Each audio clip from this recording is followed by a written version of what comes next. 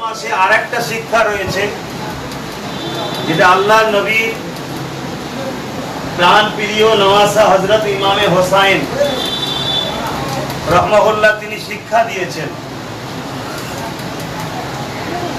যে শিক্ষাটা বিশ্বের মানুষের কাছে রেখে গেছেন, উম্মতে মুহাম্মাদি হিসাবে আমি মনে করি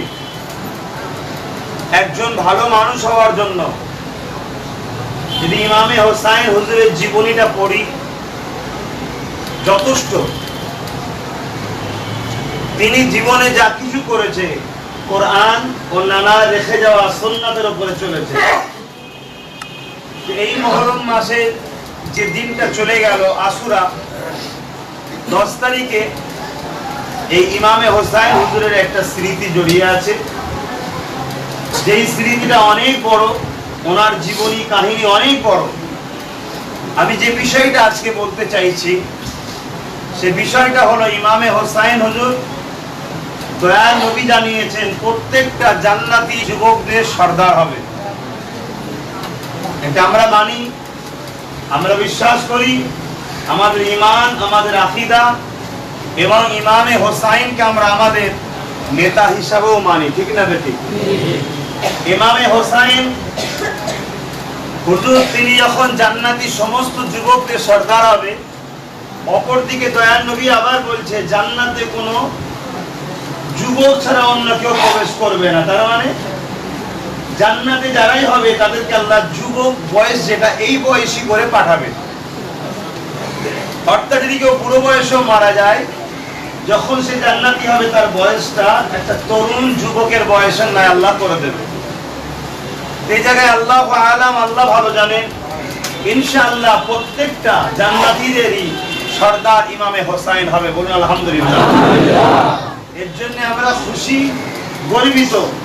জামান রসুলের কাঁধে যে চলেছিল হোসাইন, আমার রসুলের পিঠে যে চেপেছিলেন হোসাইন, আমার রসুলের জিভ মুবারককে চুষে পানির পিপাসা যে হোসাইনের মিটেছিল, সেই ইমামে হোসাইন হুজুর কিন্তু আমাদের ঘরে এই মাসে কিছু শিক্ষা দিয়ে গেছে। সেই শিক্ষাটা কারবালার ইতিহাসটাকে যদি আমরা দেখি তাহলে আমরা উপলব্ধি করতে পারব। অ্যাকচুয়ালি ইমামে হোসাইন হুজুর আর এজিদ, এনাদের দুজনের মধ্যে যে লড়াইটা, এই লড়াইটাকে কিছু মানুষ মনে করে এটা একটা গদির লড়াই, এটা একটা পজিশনের লড়াই, এটা একটা অধিকারের লড়াই, নিজের দুনিয়াবি কোনো পথ পাওয়ার লড়াই। যারা এটা মনে করে অবশ্যই তারা গুমরা, জাহান্নামী, কোনো সন্দেহ নেই। এই লড়াইটা ছিল হক না হকের লড়াই, এই লড়াইটা ছিল সত্য মিথ্যার লড়াই, এই লড়াইটা ছিল একদিকে ইনসাফ আর একদিকে বেইনসাফ, একদিকে জালিম আর একদিকে জালিমদের ঘরে, মজলুমদের ঘরে উদ্ধারকারী, একদিকে সত্য আর একদিকে মিথ্যা। আশা রাখছি ইমামে হোসাইন হুজুর ছিলেন আপনাদের সবার অন্তরে আছে, যেটা আমাকে আর খুলে বলতে হবে না। অবশ্যই তিনি ন্যায়ের পক্ষে ছিলেন, সত্যের পক্ষে ছিলেন, ইনসাফের পক্ষে ছিলেন, অসহায়ের পক্ষে ছিলেন, সত্যর পক্ষে ছিলেন। তাই এজিদ তৎকালীন সময়ে রাজ ক্ষমতা নিয়ে ইসলামের বিরোধী কাজ করেছিল, গরিব মানুষদেরকে জুলুম করেছিল, নিরীহ মানুষের উপর অত্যাচার করেছিল, নারীদের বেইজ্জতি করেছিল, শরাবের প্রচলন চালু করেছিল। ইমামে হোসাইন হুজুরকে এজিদ কিন্তু অফার দিয়েছিল যে ইমামে হোসাইন তুমি আমার কাছে চলে আসো, আমার কথা মেনে নাও, আমি তোমাকে কয়েকটা জায়গা দিচ্ছি, সেগুলো তুমি রাজত্ব করো, আমরা মিলেমিশে থাকি। ইমামে হোসাইন কি বলেছিলেন যে তোমার হাতে বায়াত হওয়া বা তোমাকে মেনে নেওয়া বা তোমাকে রাষ্ট্রনায়ক বলে মেনে নেওয়া আমার কোনো আপত্তি ছিল না, কেন আমার গদির লোক নেই, আমার রাজত্বের লোক নেই, আমি নেতা হবে এ লোক নয়। কিন্তু তুমি হচ্ছে জালিম, জালিমকে কখনো আল্লাহ মানেনি, রসুল মানেনি, তোমার পক্ষপাতিত্ব করা মানে কিয়ামতের দিন নানার কাছে আমি মুখ দেখাতে পারবো না, আল্লাহর কাছে মুখ দেখাতে পারবো না, আর আমি যদি জালিমের সঙ্গে হাত মিলিয়ে দিই, যুগে যুগে আমার নানার উম্মতদের ঘরে জালিম থেকে বাঁচাবার লোক আর বেরোবে না, সব জালিমদের দাসত্ব করবে। ইমামে হোসাইন সেদিন চাইলে তো হাত মিলিয়ে দিতে পারতেন, বহু ধন দৌলত পেতেন, রাজত্ব পেতেন, সম্মান পেতেন, দুনিয়াবি সন্তান।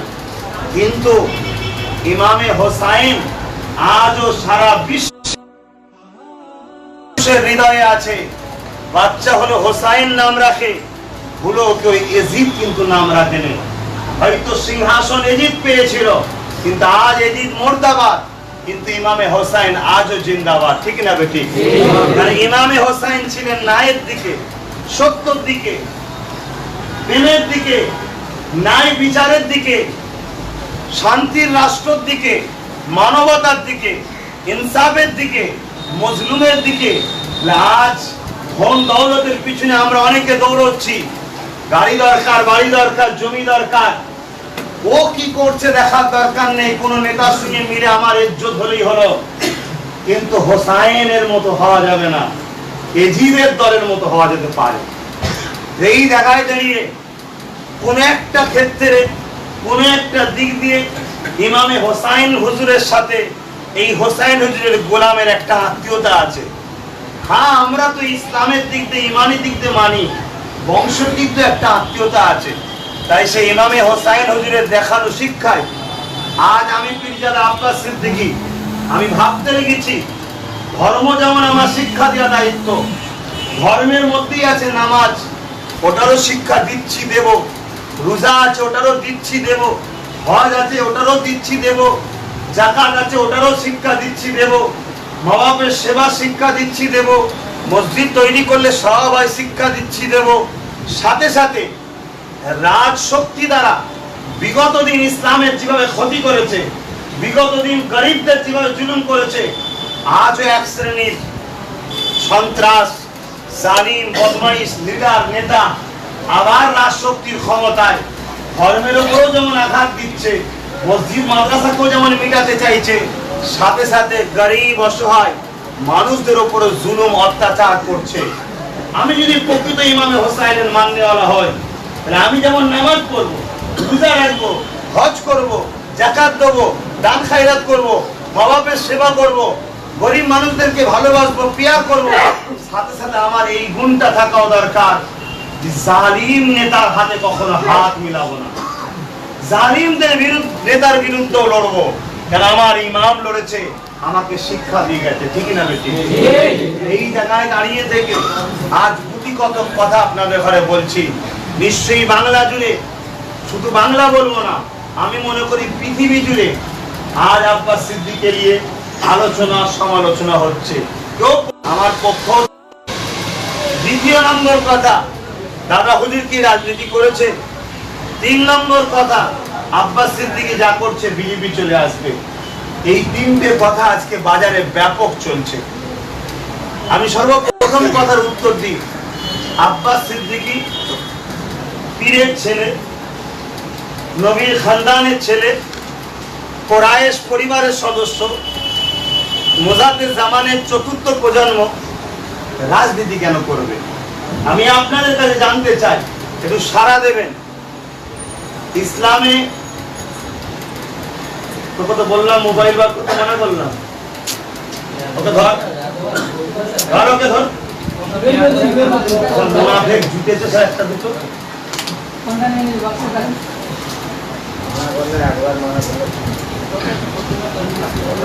তাহলে আজকে আমি যেটা জিজ্ঞেস করছি, ইসলাম কমপ্লিট,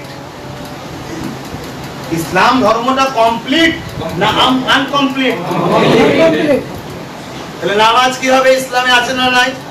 রোজা, হজ, যাকাত, দান, খায়রাত, সংসার, ব্যবসা বাণিজ্য, কারবার ইসলামে আছে না নাই? দেশটা কিভাবে চালাবেন ওটা ইসলামে আছে না নাই? দেশের প্রজাদের সঙ্গে কিভাবে নিরাপদে রাখা হবে, আইন ব্যবস্থা কেমন হবে, ইসলামে আছে না নাই? তাহলে ইসলামে যদি এটা থাকে, তাহলে এটাকে রাজনীতি বলা হয়তো। তাহলে ইসলামে রাজনীতি আছে না নাই? রাজনীতি করা ইসলামে জায়েজ না হারাম? ইসলামে যদি রাজনীতি জায়েজ হয়, আমি যদি একজন পীড়িত রাজনীতি করি গুনাহ হবে না সওয়াব হবে? আমি সওয়াবের কাজ করছি। রাজনীতি মানে কি? দেশ সেবা ও দেশবাসীর সেবা। দেশ সেবা ও দেশবাসীর সেবা। ইতিহাস পড়ুন, ওমর ফারুক হুজুর যখন রাজত্ব করেছিলেন তখন ইহুদি খ্রিস্টানও সে দেশে ছিল, মুশরিকেরা ছিল, বিভিন্ন ধর্মের মানুষ ছিল, সবাইকে সমানভাবে ইমামে হযরত ওমর ফারুক পরিচালনা করেছিলেন। ধর্মের জায়গায় থাকবে। আমি একজন রাষ্ট্রনায়ক, আমার রাজ্যের প্রত্যেকটা প্রজা নিরাপদে কি করে থাকবে, এইকে বলা হয় রাজনীতি। কি করে মুক্ত বলা হয় রাজনীতি। তাহলে এটা ইসলামে আছে না নাই? যদি থাকে তাহলে আমার জন্য করা হালাল না হারাম? হালাল। আমি তাই করব। দ্বিতীয় নম্বর কথা, দাদা হুজুর পাঁচ হুজুর করেছে কি? তর্কের খাতিরে ধরছি করেনি।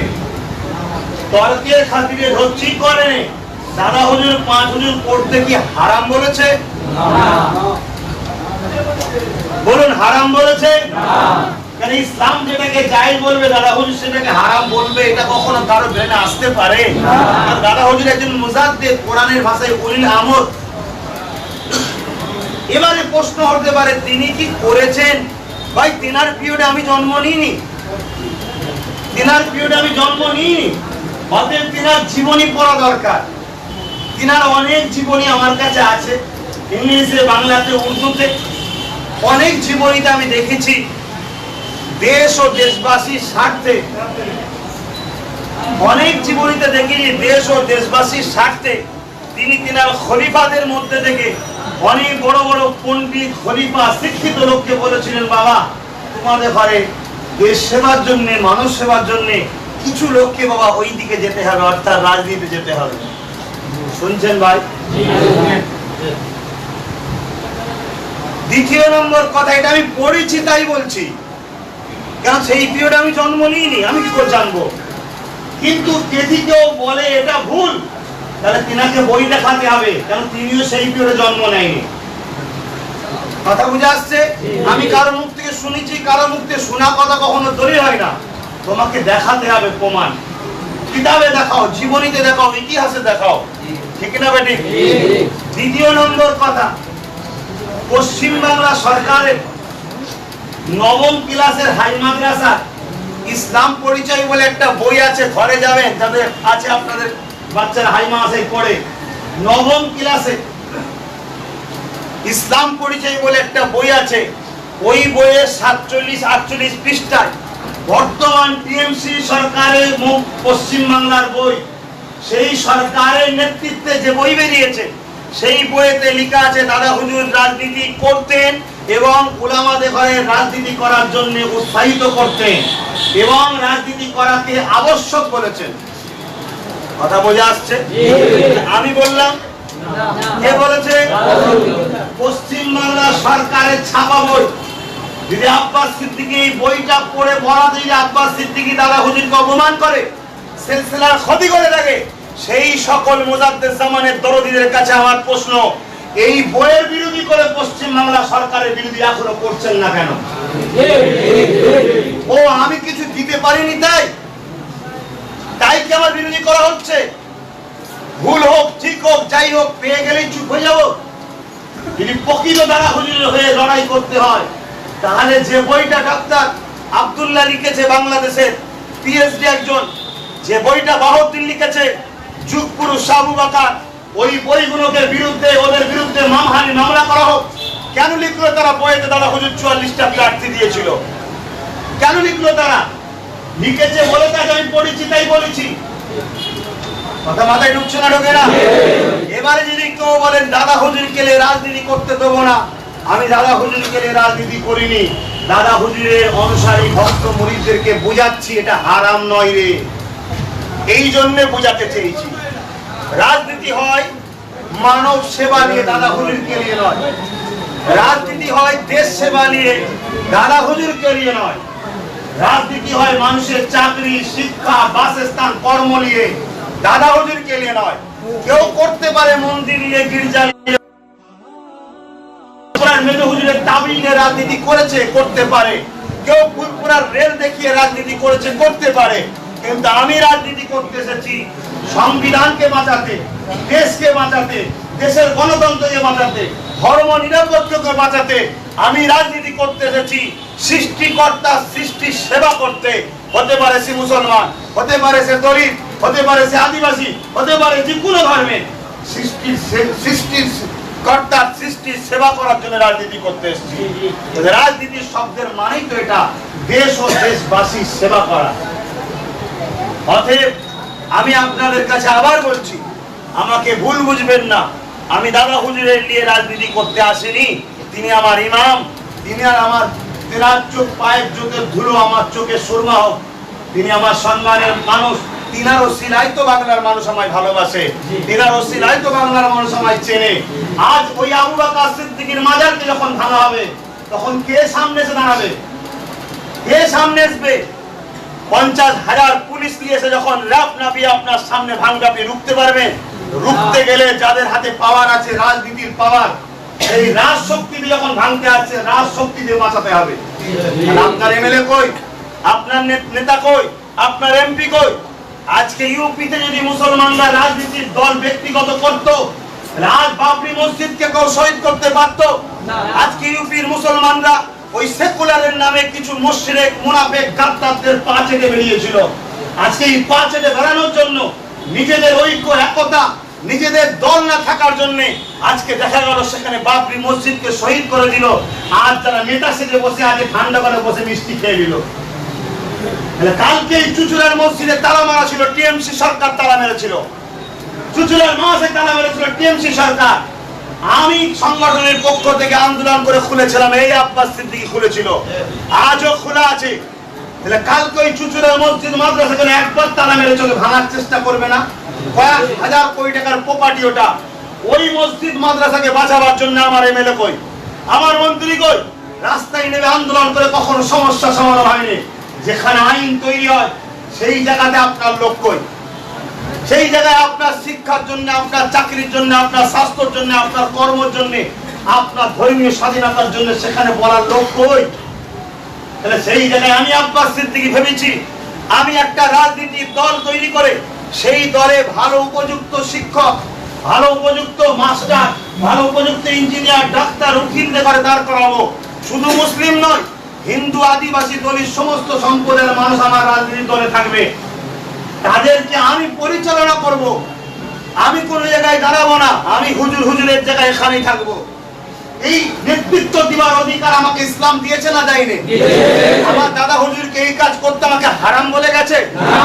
এবারে যদি আবার বলেন 5 হুজুর করেন, 5 হুজুর করেন, 5 হুজুরের বেলায় এনআরসি ছিল, 5 হুজুরের বেলায় এনপিআর ছিল, 5 হুজুরের বেলায় সিএবি ছিল,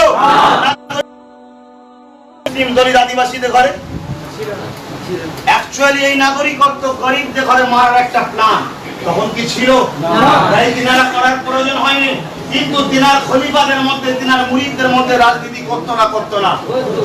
যদি রাজনীতি করতো, তারা যখন এসে হুজুরের পাশে বসতো, হুজুর কি বলেছিল? বাবা তুমি চলে যাও, তুমি রাজনীতি করো, বলেছিল? দোয়া চাইতে আসতো, দোয়া করতো, পাশে বসতে দিত। সবার জন্য যদি দোয়া করতে পারো হুজুর, তাহলে আমি যদি আমার দাদা হুজুরের মুরিদদের মধ্যে থেকে এবং আমার হিন্দু, দলিত, আদিবাসী ভাইদের মধ্যে থেকে ভালো ভালো লোককে বেঁচে তাদেরকে দাঁড় করিয়ে তাদের ঘরে দুয়ারে করে তাদের মাথায় হাত দিয়ে আমার সংগঠন, এই সংগঠনের আজকের দিনে আমি অঙ্ক বলবো না, এতটুকু বলে যাই, লক্ষ লক্ষ লক্ষ লক্ষ মেম্বার আছে, তাদের মা বাপ ভাই বোন আমার ভালোবাসার মানুষ আছে। আমার ফুরফুরা শরীফের এলাকার মানুষ ইতিপূর্বে কখনো এতটা তারা কারোর জন্য রাস্তায় নামে না, যেটা আমার জন্য তারা রাস্তায় নামছে, আমার পাশে দাঁড়াচ্ছে। কথা বুঝে আসছে? এই সকল মানুষকে বলে আমি ওই লোকগুলোকে জিতিয়ে বিধানসভায় পাঠিয়ে, আগামী দিন লোকসভায় পাঠিয়ে ওদের ঘরে ওখানে লড়াই করিয়ে গরিব মারার যে আইন তৈরি হচ্ছে, মানুষকে যে লুটা হচ্ছে, মানুষের উপর যে জুলুম করা হচ্ছে, কৃষক আত্মহত্যা করছে, দিন মজুরি, লেবার, জুট মিলের কর্মচারীরা আজকে খেতে পাচ্ছে না, রেল বন্ধ হয়ে গেছে, রেল কর্মচারীরা খেতে পাচ্ছে না। এই যে ভারতবাসীকে গণহত্যার একটা ষড়যন্ত্র হয়েছে, এই ভারতবাসীকে বাঁচাবার জন্য, আল্লাহর সৃষ্টিকে বাঁচাবার জন্য আমি কি ভালো লোকের সাপোর্ট করতে পারি না? এইটা করাতে আমার অপরাধ কোথায় হচ্ছে? যদি আমার কথা আপনাদের কারো মনোগত হয়, আমি আপনাদেরকে বলবো, আপনারা গ্রামে যাবেন, নিজ নিজ বাড়িতে 10 জন করে লোককে বুঝাবেন, 10 জন মানুষকে ভোটার তৈরি করুন। আর যদি কেউ বলেন যে সব ঠিক আছে, কিছু লোক আমাদের বলে বোম দেখাচ্ছে, বন্দুক দেখাচ্ছে, দেখিয়ে বলছে ভোট দিতে দেব না, আমি আপনাদেরকে অনুরোধ করি, ভোট দিতে বলেছে দেশ, ভোট দিতে বলেছে কে? দেশ। সংবিধান, আপনার ভোট আপনি দেবেন। কাকে দেবেন? আপনার পছন্দের মানুষ, আপনার নেতা, আপনার প্রিয় পছন্দের লোক। যদি আপনাকে কেউ বলে ভোট দিতে দেবো না, তাহলে ভোট দিতে বলেছে দেশ, আর দিতে দেবো না বললো সে। দেশ আগে না সে আগে? দেশের বিরোধী যে কথা বলবে সে দেশপ্রেমী না দেশদ্রোহী? আপনি যদি দেশপ্রেমী হন, দেশদ্রোহীকে দেশে বাঁচার অধিকার আছে? তাহলে ওর বিরুদ্ধে আইনত ব্যবস্থা করুন। প্রশাসন যদি ব্যবস্থা না নেয়, তাহলে দেশের স্বার্থে আমাদের গণতান্ত্রিক ভাবে ওর বিরুদ্ধে লড়তে হবে। আর সেই লড়াইটা আপনারা দলবদ্ধ হয়ে করুন। ভেতরে ভেতরে ভেতরে ভেতরে সব ঠিক হন, এক ইউনিট তৈরি করুন। কারণ এই দেশের গণতন্ত্রকে, এই দেশের ধর্ম নিরপেক্ষতাকে, এই দেশের সংবিধানকে, এই দেশের মৌলিক যে অধিকার, একটা মানুষের শিক্ষা, স্বাস্থ্য, অন্ন, বাসস্থান দিতে হবে, এটাকে আজকে হরণ করা হচ্ছে। এই জায়গায় আমার দায়িত্ব, এই জায়গায় আমার দায়িত্ব, এই বিষয়ে আমার কথা বলার। আমাকে ইসলাম অধিকার দিয়েছে, আমার আল্লাহ রসুল আমাকে বলেছে, যদি অন্যায় দেখো তুমি হাত দিয়ে প্রতিরোধ করো। আমফানের দুর্নীতি হয়েছে, এটা অন্যায় না? অন্যায় নয়। গরিবের না পেয়ে দুতলা লোকের বাড়ি পেয়েছে, অন্যায় না? অন্যায়। করোনার সময় বাইরে, পশ্চিম বাংলার তো বেশিরভাগ লোক বাইরে কাজ করে। কেন কাজ করে? বাংলায় কাজ দিতে পারে না বাংলার সরকার। বাংলার তারা বাইরে চলে যাচ্ছে কাজ করতে। এই করোনা মানুষকে নিয়ে গেছে, বাংলার মানুষকে আনা হলো না কেন? এদেরকে ছিঁড়েমিলি খেলা হলো কেন? আজকে সেই মানুষগুলোকে আমি গরিবানা যতটা পেরেছি, আমার সংগঠনের ছেলে যারা ছিল যোগাযোগ করেছে, মাথা পিছু 1000 করে টাকা দিয়েছিলাম, প্রায় 70 লক্ষ টাকা আমি দিয়েছিলাম নলেজ সিটি থেকে ধান নিয়ে। বুঝে আসছে?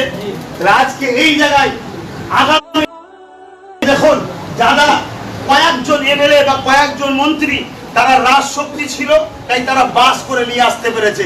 আমার যদি আজকে 40টা এমএলএ থাকতো, 50টা এমএলএ থাকতো, তাহলে আমিও তো বাস ভাড়া করে আপনাদের আনতে পারতাম। আজকে মাথায় ঢুকুন, এইভাবে যে মানুষকে আজকে ছেলেমেয়েরা খেলা হচ্ছে, এটা অন্যায় না? অন্যায় নয়। এই অন্যায়ের প্রতিবাদ করতে গেলেই আমার উপরে অ্যাটাক হবে? এটা কি গণতন্ত্র? দেশ তো তোমাকে বলার স্বাধীনতা দিয়েছে, তাই তো আমি বলছি, তুমি কেন সংবিধান বিরোধী কাজ করবে? তুমি নেতা হও, মন্ত্রী হও, এমপি হও, এমএলএ হও, মুখ্যমন্ত্রী হও, প্রধানমন্ত্রী হও, দেশের সংবিধান ও দেশের উপরে তো নয় তুমি। আজকে তুমি আমার দেশকে কেন ধ্বংস করবে? কেন আমার দেশের মৌলিক অধিকারকে তুমি হরণ করবে? কেন দেশের গণতন্ত্রকে হত্যা করবে? এই জায়গায় সবাই যদি চুপ হয়ে থাকে, তাহলে আমার দেশ তো আবার ব্রিটিশদের জায়গায় অন্য কারো হাতে দাসস্ব হয়ে যাবে, গোলাম হয়ে যাবে। তাহলে সেই জায়গায় আমি আজকে মুখ খুলেছি, আমি আজকে গরিব, মুসলিম, দলিত, আদিবাসী, পিছিয়ে পড়া সিভিল কাস্ট, সিভিল ট্রাইব মানুষের কথা বলছি।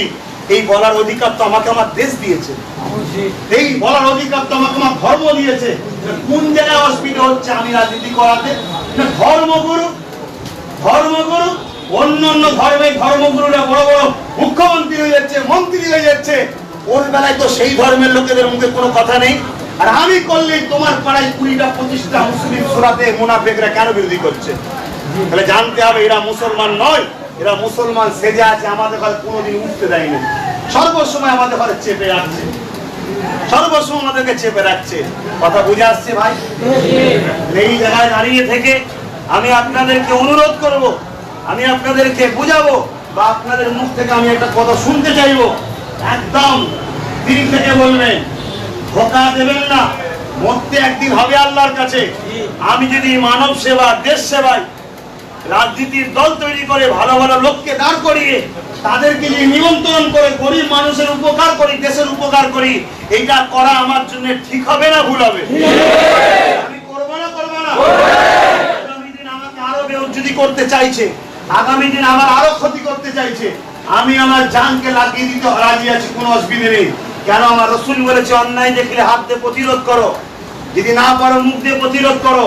তাও যদি না করো, অন্তত ঘৃণা করো, তাহলে আজকে যে গরিবকে লুটবে, মিথ্যা মিথ্যা গ্যাজার মামলা দিচ্ছে, 80 বছরের পুরোকে রেপ কেসের মামলা দিচ্ছে, ঘরগুলোকে ভেঙে দিচ্ছে, গরিবের উপর অত্যাচার করছে, কোথাও খেলাওয়ালা দোকানদারি করছে, হয়তো 200 টাকা ইনকাম করেছে, তার কাছে এইভাবে যে জঙ্গল মহল তৈরি করেছে, এটাকে পরিষ্কারের দরকার আছে না নাই?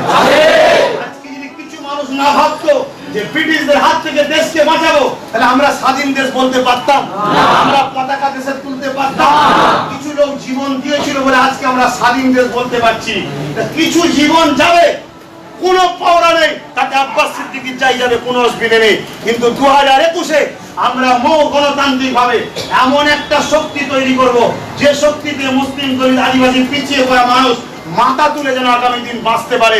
এই ঐক্য, এই শক্তি করতে আপনারা রাজি আছেন? রাজি থাকেন তাহলে চুরি পরে ভয়ে পিছিয়ে থাকতে হবে না। তবে হ্যাঁ, আপনার পায়ে পা দিয়ে কিছু লোক ঝগড়া করতে চাইছে। কেন? প্রশাসনের ইউনিফর্মে একদল পার্টির ক্যাডার বর্তমান ওদের দাবিদারি করছে, দলদাস হচ্ছে। তাহলে সেই জায়গায় আপনি এখন কি করবেন? আপনি কারোর সঙ্গে ফিতনায় জড়াবেন না, আপনি কারোর সঙ্গে কোনো ঝগড়ায় যাবেন না। আপনি শুধু যে আপনাকে ডিস্টার্ব করছে, যে আপনার পিছনে লেগেছে, ওই 2 নম্বর গুলোকে শুধু চিনে রাখবেন। কথা বুঝে আসছে? চিনে রাখবেন। কেন চিনে রাখতে বলছি? 2টো কারণে। প্রথম নম্বর কথা হলো, আমার সৃষ্টিকর্তার কাছে আমি 5 ওয়াক্ত নামাজে হাত তুলি এই জালিমদের বিরুদ্ধে, যাদেরকে জালিম দেবার সৃষ্টিকর্তা বিচার করে। এই জন্য চিনে রাখতে বলছি, সৃষ্টিকর্তার পক্ষ থেকে যখন মার আসবে, তার থেকে অনেক কঠিন মার হবে, ওটা তোমরা দেখে নেবে। দ্বিতীয় নম্বর কেন চিনে রাখতে বলছি? এই জন্য চিনে রাখতে বলছি, ইতিহাসের পাতায় বা বিগত দিন শুনেছি বা দেখে আসছি, কংগ্রেসের বদনাম হয়েছে কিছু দুষ্কৃতী লোকেদের জন্য, যারা কংগ্রেসের মধ্যে ঢুকে গুন্ডাগিরি করছিল। কংগ্রেস হেরে গেল সেই গুন্ডাদের জন্য, তারাই আবার বামফ্রন্টে ঢুকে গুন্ডাগিরি শুরু করলো। তাদের গুন্ডাগিরি করার জন্য আবার বামফ্রন্ট হেরে গেল, তারা এখন টিএমসি তে ঢুকে গুন্ডাগিরি করছে, এজন্য টিএমসির বদনাম হচ্ছে। তারা আবার একদিকে বিজেপিতে যাচ্ছে। আমি যদি ক্ষমতায় চলে আসি, তারা যদি আমারতে ঢুকে যায়, তাহলে আমাদেরও তো বদনাম হবে। ওই চোর গুলোকে 2 নম্বর গুলোকে চিনে রাখা দরকার। আমরা ওদের প্রতিশোধ করবো না, আমরা ওদের প্রতিশোধ নেবো না। কেন?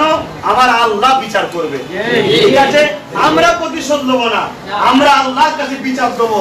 আল্লাহর মার দেরি করে হয়, কিন্তু আল্লাহর মারটা এত কঠিন হয় যে মারের শেষ থাকে না।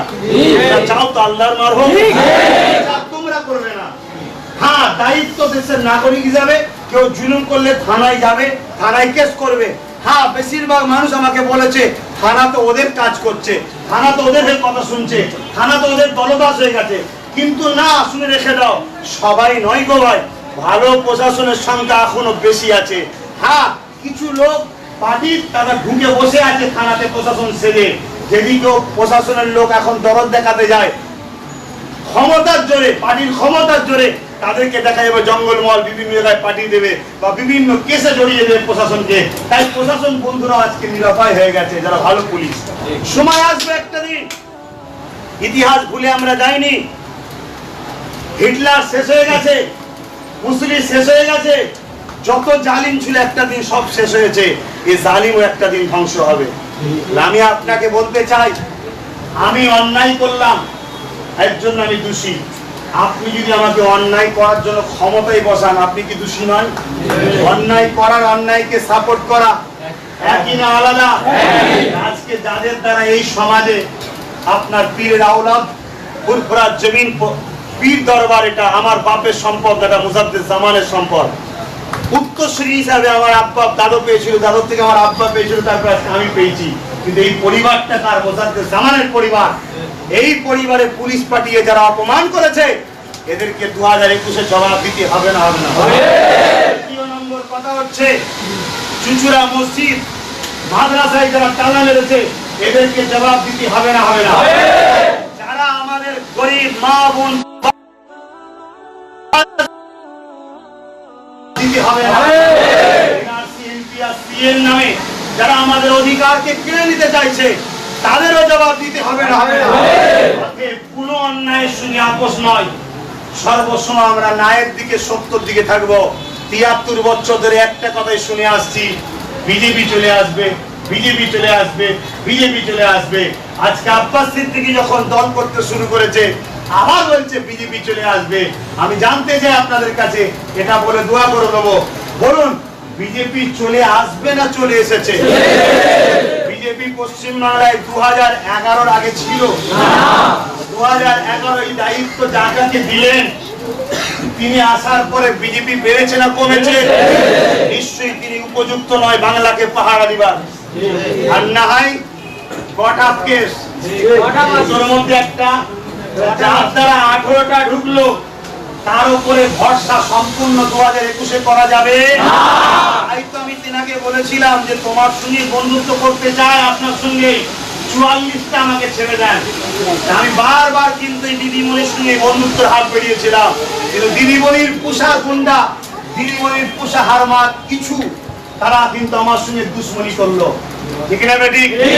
আমি সব জায়গায় বলেছিলাম যে বিজেপিকে রোকার জন্য আপনার সঙ্গে আমি হাত মিলাবো, 44টা ছেড়ে দেন।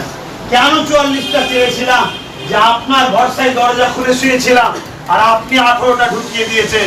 হয় পাহারা দিতে পারেননি আর নাই গটা কেস করেছেন। আগামী দিন 2021-এ সবটা যদি আপনাকে দিয়ে দিই, দিল্লিতে যেমন সবাই মিলে কেজরিওয়ালকে দিয়ে দাঙ্গা হয়ে কোটি কোটি মা বোনের ইজ্জত আবরু চলে গেল, লাখ লাখ দোকান পুড়ে শেষ হয়ে গেল, এইভাবে যদি 2021-এ আপনাকে সব দিয়ে দিই আর আপনি যদি গটাপ কেস করে ফেলেন তাহলে আমরা মার খেয়ে মরে যাবো। তাহলে আমার মায়ের ইজ্জত বাঁচাবার দায়িত্ব আমাকে নিতে হবে। আমার বোনের ইজ্জত, তাহলে আপনার বোনের ইজ্জত আপনি বাঁচাবার দায়িত্ব নেবেন না? তাই 44টা চেয়েছিলাম। কেন? যে আপনাকে যেমন সব দিয়েছিলাম সব দেবো না, 44-এর খিলটা ভেতর থেকে এবার দিয়ে শোবো। খুলতে গেলে আওয়াজ হবে, জেগে যাবো, ইনশাল্লাহ লড়াইটা হবে, মরলো কমসে কম লড়াই করে মরবো। কথা বাজে আসছে? এটা কি আমি দিদিমণির সঙ্গে খারাপ করেছিলাম? আজকে এই জাঙ্গিপাড়া আমার থানা, এই থানায় ধরুন আমি সিট দিলাম, দিদিমণি সিট দিল না। আর একটু খুলে বলছি, ধরুন হুগলি জেলায় 14টা সিট আছে, 14টার মধ্যে আমি 4টেই সিট দিলাম। ওই 4টেই আমি বলেছিলাম দিদিমণি আপনি সিট দেবেন না, বাকি 10টাতে আপনি সিট দিন। ওই 10টাতে আমি যে প্রচার করব, মুসলিম দলিত আদিবাসী ভাইদের কাছে বলবো, ভাই ভোট ভাগ করো না, দিদিমণিকে জিতাও, কেন বিজেপিকে রুখতে হবে। তাহলে এইটা বিজেপি যদি রুকারই চিন্তা দিদিমণি হতো যে বিজেপির দোষ আমার ঘাড়ে দিচ্ছে, এর থেকে সুন্দর পন্থার কিছু আছে ভাই? আমি বলেছিলাম দক্ষিণ 24 পরগনায় 33টা সিট আছে, আমি বলেছিলাম 8টা সিট আমায় দেন, বাকি 25টা আপনি নেন। ওই 25টাতে আমি সিট দেবো না, ওই 25টাতে যে আমার সংগঠনের ছেলে সহ, আমার দাদা হুজুরের মুরিদ সহ, আমার আদিবাসী ভাই, দলিত ভাই, হিন্দু ভাই বোন আমি প্রচার করব যে ভোটটা ভাগ করে নি, এই 25 জায়গায় দিদিকে ভোট দাও আর ওই 8টা জায়গায় তোমরা আমাকে ভোট দাও, তাহলে আমরা ভালো হতো না? আমি দক্ষিণ উত্তর 24 পরগনায় 35টা কম বেশি সিট আছে, সেখানে বলেছিলাম 8টা দিতে, বাকি 26টা দিদিমণি আপনি নেন। 26 জায়গায় আমি সিট দেবো না, আপনি দেন। ওই 26 জায়গায় আপনার হয়ে প্রচার করবো আর এই 8টা জায়গায় আপনি সিট দেবেন না। মন যায় আসবেন, না মন যায় না আসবেন, আব্বাস সিদ্দিকী ইনশাআল্লাহ এর জন্য যথেষ্ট। ঠিক না? সেই জায়গায় এই যে জোটটা, এটা দিদির সঙ্গে দুশ্মনী ছিল না, বন্ধুত্ব ছিল। আমার সঙ্গে দিদিমণির কিছু লোক করেছে না করেনি? প্রশ্ন উঠতে পারে, দিদিমণি তো করেনি। হ্যাঁ জানি করেনি, আপনার দলের লোক করেছে, তার বিচার কি করলেন আপনি? তার এত বড় সাহস হলো কি করে যে ফুরফুরা শরীফের মতো একটা পবিত্র জায়গা, যেখানে কঠোর ইসলামের দুশ্মন হয়েছে, মাথা হাট করে কথা বলতে হয়। ফুরফুরা এমন একটা জায়গা যে দরবারকে হিন্দু, দলিত, আদিবাসী, সাঁওতাল, বাগদি, কুড়ি, দোম, মুচি, যত ধর্মের মানুষ আছে সবাই ফুরফুরাকে শ্রদ্ধা করে। সেই ফুরফুরাকে একটা সমাজ বিরোধী জঙ্গি তকমা দিল এই বেঈমান মুনাফিকটা। এর জন্য আপনি কি বিচার করলেন? আর যদি সত্যি ফুরফুরায় জঙ্গি তৈরি হয়, ফুরফুরার আশপাশে যত বাড়ি আছে এরা সবাই জানে নিশ্চয়ই, এরা সবাই সেই জঙ্গির প্রতিবাদ করে না কেন? এরা সবাই দেশদ্রোহী হলো। আমি একা দেশদ্রোহী নয়, টোটাল ফুরফুরার পীর সাহেবরা সন্ত্রাসকে সাপোর্ট করেছে, এরা সবাই দেশদ্রোহী। তাহলে আজকে টোটাল পীর সাহেব যখন দেশদ্রোহী যখন বললো, তাহলে টোটাল মুসলিম জাহান, পশ্চিম বাংলার সমস্ত মুসলমান এই জায়গায় সবাই আসছে।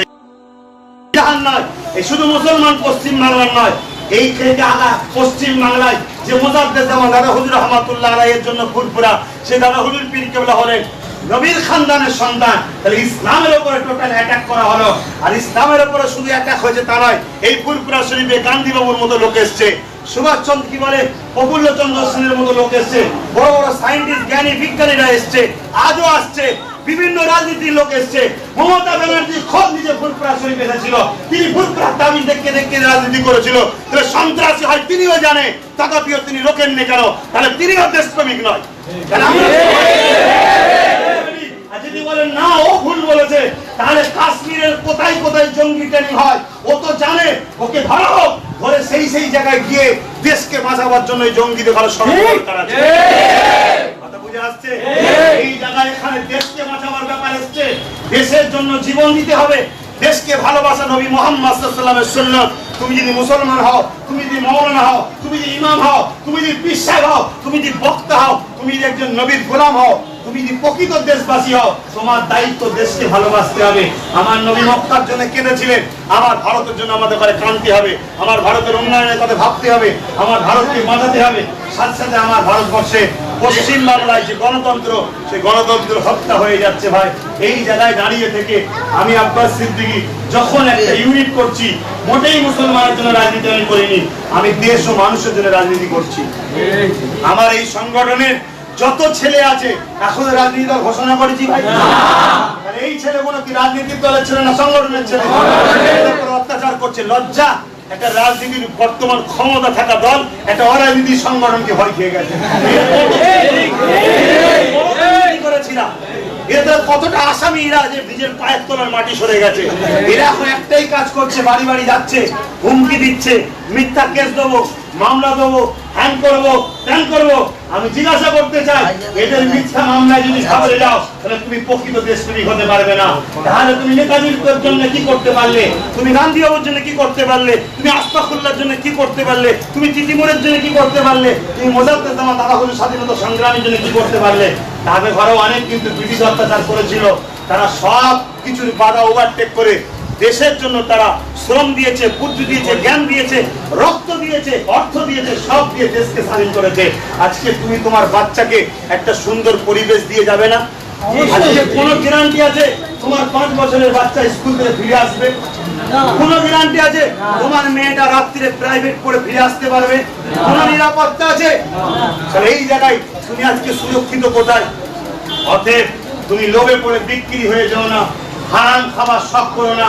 তোমাকে ভোটের সময় খাম আসবে, খামের মধ্যে টাকা আসবে, নিয়ে নাও। তোমাকে ইন্দিরা আবাসনে ঘর দিচ্ছে, নিয়ে নাও। সাইকেল দিচ্ছে, নিয়ে নাও। মোবাইল দিচ্ছে, নিয়ে নাও। মোটরসাইকেল দিচ্ছে, নিয়ে নাও। জেনে রাখবে, ওটা দিয়ে যদি কেউ মনে করে তোমায় কিনছি, কারো কাছে বিক্রি হও, যে আজকে তোমায় 5,000 কিনেছে, কাল তোমাকে সে 10,000 বিক্রি করবে। আজকে যে তোমাকে একটা ঘর দিয়েছে, কাল ওই ঘর থেকে বার করে তোমাকে ক্যাম্পে নিয়ে যাবে।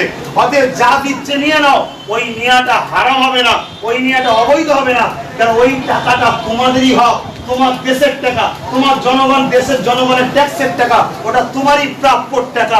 অতএব নিয়া কোনো অসুবিধা হবে না। কথা বুঝে আসছে? এরপরে তোমাদের কাছে বলি, তোমাদের ঘরে জুলুম করতে পারে, আরো অত্যাচার করতে পারে, এই জুলুমের শিকার হয়ে তোমরা কি পিছিয়ে যাবে? হাত করে নেবে, অন্যায়ের কাছে মাথা নত করে নেবে। ইমামে হোসাইন গর্দান কেটে দিয়েছে, অন্যায়ের কাছে মাথা নত করে নেই। চোখের সামনে বাচ্চা বাচ্চা আলী আসগার শহীদ হয়ে গেছে, এই মুহররমের চাঁদে ভুলে যেও না। তাদেরও মা ছিল, তাদেরও সংসার ছিল, তাদেরও জীবন ছিল। তারা তো দুনিয়া থেকে জান্নাতের সার্টিফিকেট পেয়েছে, তারা জোজাহানের বাদশার নাতি ছিল। কথা বুঝে আসছে? তারপরও তারা অন্যায়ের কাছে মাথা নত করে দেয়নি। আজ তোমরা অন্যায়ের কাছে যদি মাথা নত করে দাও, তাহলে তোমাদের আখিরাত বরবাদ হয়ে যাবে, এবং তোমাদের পরে জেনারেশন ছোট ছোট বাচ্চা, তারা কি তো দাস হয়ে যাবে, গোলাম হয়ে যাবে, তাদের বাঁচার কোনো অধিকার থাকবে না। তাহলে শেষ পুত্র চলে আসছি, যে আব্বাস সিদ্দিকী যা করছে, বিজেপি চলে আসবে। এখন আমি বলতে চাইছি ভাই, আবার কিছু লোক বলছে আমি বিজেপি থেকে টাকা নিয়েছি, প্রচুর টাকা নিয়েছি, কারো ভাগ লাগবে? ভাগ লাগে বলো দেবো। কথা বুঝে আসছে? ওদের টাকা তো কামড়াচ্ছে বিজেপি, দিবার জন্য লোক খুঁজে পায় না, আব্বাস সিদ্দিকীকে দিয়েছে। আর লোক খুঁজে পায় না, আমায় দিয়েছে। কথা বুঝে আসছে? দ্বিতীয় নম্বর কথা, আমার কিছু লোক বলছে আব্বাস সিদ্দিকী যা করছে বিজেপির সুবিধা করে দিচ্ছে। কেন রে বাবা? না আব্বাস সিদ্দিকী যা করছে ভোট ভাগ হয়ে যাবে, তাহলে আমার ভোট আছে না নাই? আমার যদি ভোট থাকতে পারে আমার ভোটটা তোকে দেবো কেন? তাহলে তুই আমার ভোট ভাগ করছিস ঠিক না? আমার যেখানে ভোট আছে, তোর যদি ভোট থাকতে পারে তুই রাজনীতি করতে পারিস, আমার ভোট আছে আমি রাজনীতি করবো না কেন? কোনো বেলায় বিজেপি আসবে না, আমার বেলায় বিজেপি আসবে না? মাথা মাথায় ঢুকছে। দ্বিতীয় নম্বর কথা হলো, বিজেপি কি মুসলমানের দুশ্মন? যদি কেউ মনে করে মুসলমানেরই দুশ্মন, তাহলে বিজেপি কে রুকার জন্য দিদিকে দায়িত্ব দেবো, তার মানে ও মুসলমান নাকি? কি বলে বামফ্রন্টকে দায়িত্ব দেবো মানে ও মুসলমান নাকি? কংগ্রেসকে দায়িত্ব দেবো মানে? আমার দুশ্মনকে রুকার জন্য এমন লোককে দায়িত্ব দিচ্ছি, কথা বুঝে আসছে? আমি রুখবো, কিন্তু আমি যতটুকু জানি বাম, কংগ্রেস, বিজেপি, টিএমসি কেউ আমাদের বন্ধু না, কেউ আমাদের দুশ্মন না, এরা সব রাজনীতি করছে। রাজনীতির জন্য বলতে হয় মুসলিম মারবো, রাজনীতির জন্য বলতে হয় মসজিদ ভাঙবো, মাদ্রাসা ভাঙবো, কেন দেখছে এটা করলে ও খুশি হচ্ছে, ওকে খুশি করি। কথা মাথায় ঢুকছে? আর কেউ আমাদের বন্ধুও নয়, আর কেউ নিজের ব্যক্তিগত স্বার্থে আমাদের দুশ্মনও নয়। সবটাই হলো রাজনীতি। কি রাজনীতি? রাজনীতিতে যখন সে আমার দুশ্মন মনে হচ্ছে, তাহলে তাকে রুখা আমার দরকার। কিন্তু আমি দেখছি বিজেপি ক্ষতি করেছে অন্য সম্প্রদায়ের মানুষের।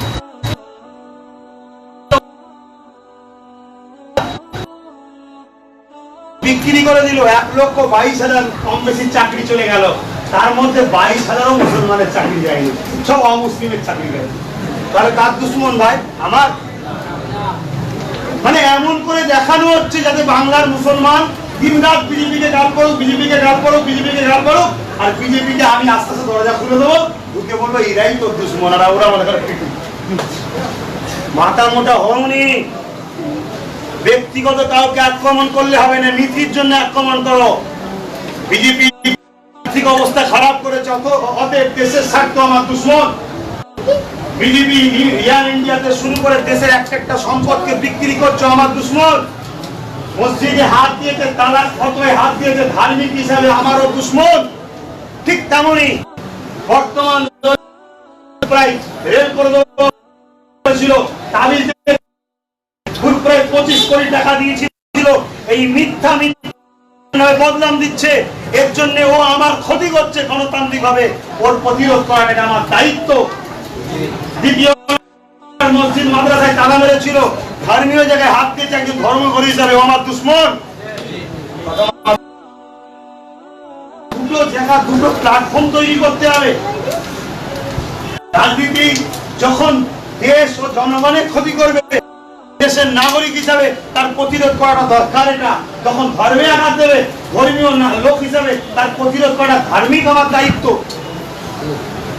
কথা বুঝে আসছে? এই জায়গায় আমাদের কাছে বিজেপি, বাম, কংগ্রেস সবাই আমাদের কম বেশি, কেউ চায় না গরিবদের মাথায় উঠুক, ঠিক না বেটি? দ্বিতীয় কথা হচ্ছে, তাহলে আমার জন্য বিজেপি আসছে তো? কথা বলুন। আমি আপনাদের কাউকে বলেছি বিজেপিকে ভোট দিতে? হ্যাঁ, একটা কথা সমাজে ছড়াচ্ছে, কোন এক জায়গায় আমি বলেছিলাম আমি যদি বলি বিজেপিকে ভোট দিতে আপনি দেবেন, তার আগে ছিল বামকে বললে দেবেন, সবাই বলেছিল হ্যাঁ, কংগ্রেসকে বললে দেবেন, সবাই বলেছিল হ্যাঁ, টিএমসি কে বললে দেবেন, সবাই বলেছিল হ্যাঁ। তার মানে এই সংগঠনটা আমি এমন ভাবে তৈরি করছি যে আমার কথাই শেষ কথা, যে পারবে করো, যে পারবে করুনি, বলেছি না বলিনি? সেই জায়গায় আমি বোঝাতে চেয়েছিলাম এটা, যে মানুষ তো আমাকে এত ভালোবাসে, আমার জন্য জীবন দিতে বলছে।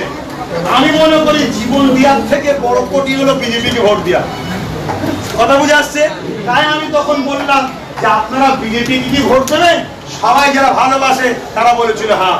এখন এখানে যারা আমার জন্য জান দিতে পারবেন, আমি যদি আপনাদের ঘরে বলি বিজেপিকে ভোট দিতে, তাহলে তো উচিত বলবে আপনি যদি বলেন দেবো, ঠিক না? তো মহব্বত, সেই মহব্বতের পরীক্ষার জন্য কিন্তু আমি কখনো তোমাদেরকে বলেছি বিজেপিকে ভোট দিতে? সেইটাকে ছড়াচ্ছে বোকা বানাবার জন্য। হ্যাঁ, যেদিন আমি আপনাকে বলবো বিজেপিকে ভোট দিতে, সেদিন ভাববেন আব্বাস সিদ্দিকী বলছে বিজেপিকে সাপোর্ট করেছে। তার আগে যদি বলা হয় এটা মূর্খতা না, অন্য কিছু না, ঠিক না বেটি? আজকে পশ্চিমবাংলার বিজেপি চলে আসবে না চলে এসেছে ভাই? আমি এনেছি? কে এনেছে? যে যে এনেছে সে দোষী নয়? পঞ্চায়েত ভোটের কথা মনে আছে? বিরোধী শূন্যর নামে, অর্থাৎ টিএমসি যত বিরোধী তত করে মুছে দেবো।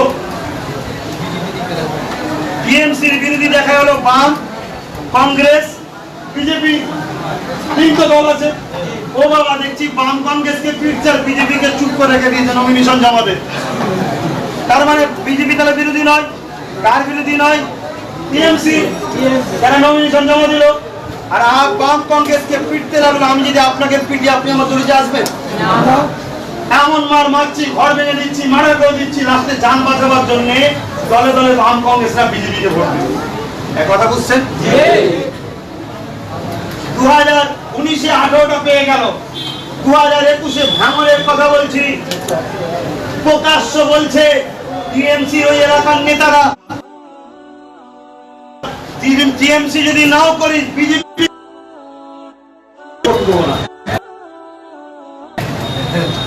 তার মানে কি? হাতে লাঠি না থাকার জন্য কুকুর ঘেউ ঘেউ। কাউকে আমি কুকুর বলতে বুঝাতে চাই, কুকুর নয়, বুঝাতে চাইছে হাতে লাঠি না থাকলে কুকুর ঘেউ ঘেউ করে তেড়ে আসবে। আর হাতে যদি লাঠি থাকে,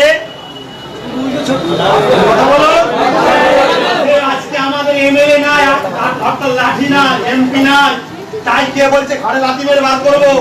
কে আমাদের সম্পত্তিতে বিজেপিকে অফিস করতে দিচ্ছে? মমতা করতে দিয়েছে আমাদের সম্পত্তির উপরে। টিএমসি সরকার আমাদের সম্পত্তি, অকাপ সম্পত্তির উপরে বিজেপির পার্টি অফিস করতে দিয়েছে। কথা বুঝে আসছে? কেন? আমাদের হাতে লাঠি নাই। আদিবাসী দলিতরা এই দুর্দশা কেন? তাদের হাতে লাঠি নাই, তাদের এমএলএ নাই। কথা মাথায় ঢুকছে? আজকে প্রকাশ্য বলছে যে আব্বাস সিদ্দিকীর দল টিএমসি না করিস, বিজেপি কর। আব্বাস সিদ্দিকীর দল করতে পারবি না, তাহলে বিজেপিকে আনছে কে? আমি একবারও কাউকে বলেছি যে আমার সংগঠন, আমার দল যদি না করতে বিজেপি করলে বলেছি কাউকে? মাথায় ঢুকাও কথাকে, ঠান্ডা মাথায় বোঝো। তাহলে বিজেপি অলরেডি 2019-এ 18টা পেল। কি করে পেল? চান বাঁচাবার জন্য বাম কংগ্রেসের লোকেরা সব বিজেপিকে ভোট দিয়েছে। এবারে 2021 মুসলমান এখনো বিজেপিতে যাচ্ছে না, তাই ইচ্ছা করে ঘর বাড়ি ভাঙচুর করে মুসলমানকে বিজেপিতে ঢুকাবার জন্য বর্তমান রুলিং পার্টির কিছু নেতারা উঠে পড়ে লেগেছে। আর ওই যে ভুরপুরায় জঙ্গি তৈরি হয়, এই কথাটা তো অ্যাকচুয়ালি বিজেপিকে খুশি করার কথা, যে আমি পারি, আমাকে তোমার দলে জায়গা দাও। কেন? যারা দুর্নীতি করেছে তারা বেঁচে থাকতে গেলে ক্ষমতার কাছে আশ্রয় নিতে হবে, নাই বেঁচে থাকতে পারবে না। ও যখন বাম বন্ডে ছিল, দুর্নীতি করেছিল, বাঁচার জন্য টিএমসিতে আসতে হয়েছে, কালকে বিজেপিতে যাবে। আর আমি আপনাকে বলে রাখছি, মিলিয়ে নেন, ভোটের দামামাটা বাজলে যাকে আপনি ভোট দিয়ে এতদিন রেখেছেন সেও বিজেপিতে ঢুকবে। আগামীতে যাকে ভোট দিয়ে আপনি জিতাবেন, জিতার পরে যদি বিজেপি কিছু কমও করে 10 কোটি 20 কোটি দিয়ে ফটাফট কিনে নেবে। কথা মাথায় ঢুকছে ভাই? এই জায়গায় আমার জান, আমার বাচ্চার জান, আমার মায়ের জান, আমার ইজ্জত, আমার দলিত আদিবাসী বাংলার মানুষ, আমি যাদেরকে ভালোবাসি, যারা আমাকে ভালোবাসে, আমার ভালোবাসার মানুষের বাঁচাবার জন্য আমাকে আমার মতো ভাবতে হবে না? হবে না? কে আসছে কে যাচ্ছে এটা কার হাতে আছে? আপনারা আল্লাহ ছাড়া কাউকে ভয় করেন? আপনারা আল্লাহ ছাড়া কারো উপরে ভরসা করেন? নিজের অধিকার নিজেকে নিতে হবে, নিজের অধিকার নিজেকে নিতে হবে। তাহলে বিজেপি আমার জন্য এসেছে তো? কথা বলুন। যারা আমাকে দোষারোপ করছে সত্যবাদী না মিথ্যাবাদী? মিথ্যাবাদী সাথ দিয়া মানব প্রেমিক এবং যারা আল্লাহকে মানে ইসলামের লোকেদের কাজ হতে পারে না। দ্বিতীয় নম্বর, বর্তমান পেপারে, আনন্দবাজার পেপারে প্রথম হেডলাইন এসেছিল, দিদিমণি বলেছিলেন যে বিজেপিকে ফন্ডে এনে লড়বো। তাহলে বিজেপিকে এনেছে কে? দোষ আমার ঘাড়ে চাপাচ্ছে কেন? বুঝতে পারছেন না? আমি আজকে আপনাকে বলে দিলাম যে আপনারা যদি 2021-এ জান মাল দিয়ে দেশ, দেশের সংবিধান, দেশের গণতন্ত্র, মুসলিম দলিত আদিবাসী এনআরসির হাত থেকে বাঁচার জন্য যদি আমার কথা না শোনেন, আপনাদের চোখে পানি নয় খুন বেরোবে 2022 থেকে বলে দিলাম। এরা যেভাবে আপনাকে ফাঁসাবে, এই জায়গায় আমার বিরুদ্ধে আছে টিএমসি, বাম, কংগ্রেস। আমি চাইছি দিদিমণির সঙ্গে জোট করতে। দিদিমণি যদি না চায় তাহলে বাধ্য হবো অন্য যে আমার সঙ্গে জোট করবে আমি তার সঙ্গে জোট করবো। কথা বুঝে আসছে? আমাকে, আমার মা বোন, বাপ ভাই, আমার যদি আদিবাসী গরিব মানুষকে বাঁচাবার জন্য আমাকে আমার মতো ভাবতে হবে। আপনাদের কারো কোনো প্রশ্ন আছে? জিজ্ঞেস করে কিছু থাকে বলুন।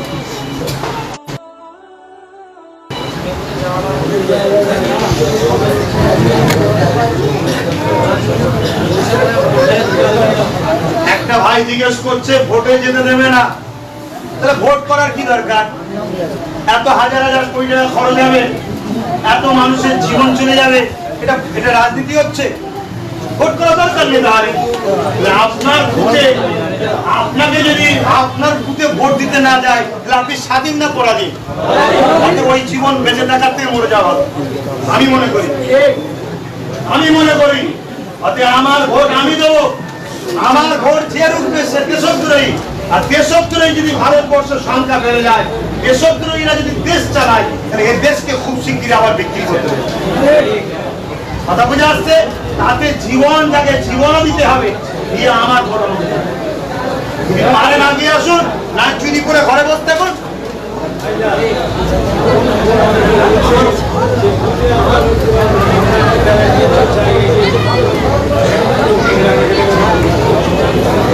বুঝতে পারলাম না।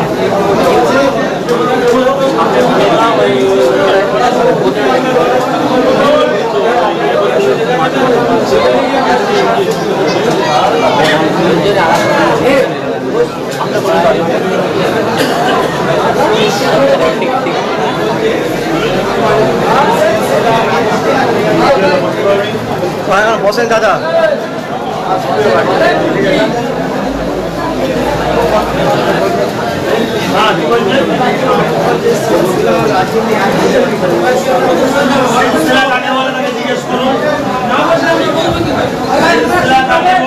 জিজ্ঞেস করুন। সিলসিলা বলা হয় একটার পর একটা পরস্পর ভাব বা শিকল, অর্থাৎ আহলে সুন্নাত ওয়াল জামাআতের সিলসিলা। 19 শতাব্দীর ইমাম মুজাদ্দিদ জামানারা হুজুর পীর কেবলা, এটা হলো সিলসিলা। আর রাজনীতি এটা হলো ধর্মের একটা পার্ট। ধর্মের বাইরে তো রাজনীতি নয়। রাজনীতি ছাড়া মুসলমান হতে পারে না, রাজনীতি ছাড়া ইসলাম কমপ্লিট হতে পারে না। অতএব ওটা একটা পার্ট, অতএব রাজনীতি করতেই হবে। এবারে ডাইরেক্ট নিজে দাঁড়িয়ে বা সব পরামর্শ দিয়ে বা লিডার তৈরি করে সব ভালো লোককে ভোট দিয়ে দেশকে চালাবার জন্য রাজনীতির পাঠ আনতেই হবে।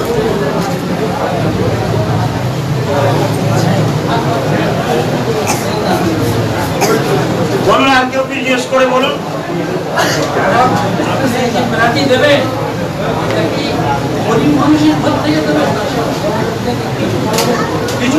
আমার কাছে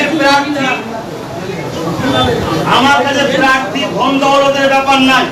কেন? আমি ভোট কিনতে পারবো না। আমি ভোট কিনে রাজনীতি করতে আসিনি। যারা ভোট কিনে রাজনীতি করে তারা আমফানের 20,000 ছেড়ে দিয়েছে। কেন? তারা খরচ করে যে টাকা তুলবে না। আর তোমরাও সেই সময় পয়সা দিয়ে ভোট দেখানো আফসোস করলে হবে। সে 50 কোটি টাকা খরচ করেছে, 2 কোটি টাকা খরচ করেছে, তাকে সে তুলবে করলে হবে না। অতএব ভোটের সময় আমি কাউকে টাকা দিতে পারবো না। আর জিতার পরে আমার এমএলএ নেতৃত্ব কারোর টাকা ঝেড়েও নেবে না। সেই জায়গায় বড় লোক গরিব বলে ব্যাপার নয়। ভালো এডুকেটেড হতে হবে, ভদ্র হতে হবে, চরিত্রবান হতে হবে, দেশপ্রেমিক হতে হবে। তারাই আমার সঙ্গে আমার রাজনৈতিক দলের লিডার হবে।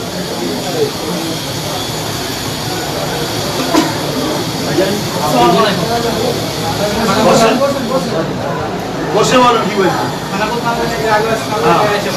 ছোট করে বলুন প্রশ্নটা কি?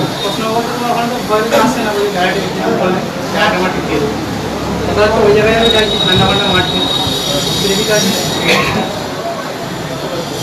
ওটা প্রশ্ন নেই। আজকে আলোচনার বিষয় বলুন। আলোচনার বিষয় বলতে কি বলবো, এই জায়গাটা এখন এই ওই জায়গাটা বিজেপি ভালো হবে এই নোটিশ করে ভয় খাচ্ছে ওদেরকে যদি কিছু হয় আসতে ভোটের মাধ্যমে আমরা ঠিক জায়গায়। আমি আপনাদের বারে কি বলেছি, সংগঠন করছেন, সংগঠন করুন, যে যার বুথে কাজ করুন, মানুষ সেবা করুন, অসহায় মানুষের পাশে দাঁড়ান, ব্লাড অর্পণ শিবির করুন একটা অঞ্চলে, কেন আমার দেশের রক্তের খুব অভাব এখন। অতএব গুন্ডা দুষ্কৃতি বদমাইশরা আমাদের তো মেরে মেরে রক্ত ছড়িয়ে দিচ্ছে, সেই জায়গায় রক্ত দেশবাসীর সেবায় দিন। কথা বুঝে আসছে? এই কাজ আপনারা করুন। আপনারা তখন রাজনীতি করার জন্য আপনাদের কোনো কাজ করতে বলা হয়নি।